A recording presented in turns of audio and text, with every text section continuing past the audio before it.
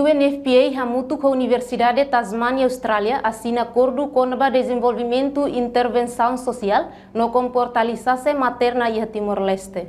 Representante Unfpa Priscia Arifin Cabo Hateten. Serviço barak mak Unfpa halo ona ho parceiro sira kona ba facilidade de saúde e fatin hotu mai be inan isin rua sira por 150 reisin rua det mak tur ahi e facilidade público.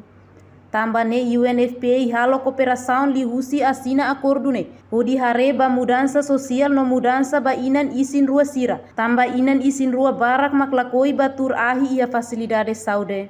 Everyone knows we are working all together to establish the Bimong Center, you know. By every opening you are there. So we have all of these facilities, but it's not enough. We need the women to use them. So, 52% of the women still give birth at home. They don't come to the facility, they don't have antenatal care, they don't have postnatal care and any other advice. So we are partnering with the University of Tasmania so that the 52% that still give birth at home, we could ask them to come or they will change their behavior so they will give birth at the facility. Why is this? Because a lot of these women give birth at home only with the mother-in-law, neighbor, husband, and then when there are complications, no one knows what to do and they die in the baby.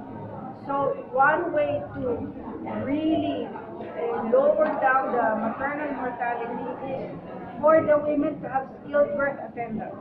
And they need to come to the facility. If they need health complications, they need to know when it's time to go. Right? And that's why it's important to look at the behaviors. That's why we are partnering with the University of Tasmania. Because it's not enough to say, you should go, you should not go. They need to be able to believe that it's good for them to go. You know what UNFPA always says, that women and girls must have the rights and choices. Enquanto diretor nacional apoio saúde primária no familiar, Noel Gama Soares afirma, durante o Ministério Saúde, Serviço e Cuidado Saúde Primária, liusi promoção saúde, o insamak bele convence comunidade sira, hodi mai tur ahi e facilidade de saúde.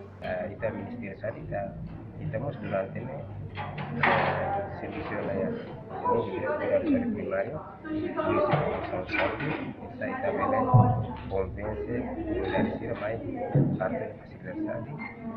Kita tanya Timor-Leste itanya nivel de salud debes itanya área geográfica tenemos ini área sira muito de motas de aras que debes itanya conversa geral humano então isso aí tu convence sira mais para ver parte da cidade mas vi kita mesti sabemos estratégia para usa se sira la mai bisa debe ela áreas remotas la mai se debe habis que sira para ver a telecato.